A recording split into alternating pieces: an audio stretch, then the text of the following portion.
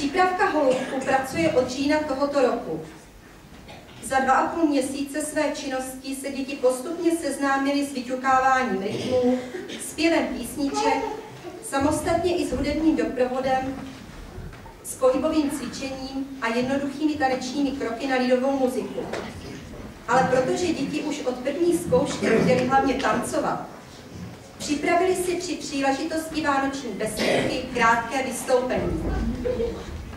Se zpěvem dětem na pomoc přijdou šikovné zpěvačky z Holoubku 1. O hudební doprovod se postarají naši 2 noví muzikanti, kteří se připravují na vstup do muziky Holoubku, flétnistka Maruška Tomková a houslista Zdeněk Moravanský.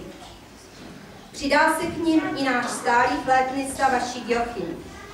Doufáme, že i když možná nebude nějaký ten průček nebo notička přesně jak má být, že vás vystoupení děti z přípravky Holoubku potěší. Přijměte tedy nyní pozvání na jednu malou ptačí svatbu. Přípravka folklorního souboru Holoubek a Naša brána sa vdávala.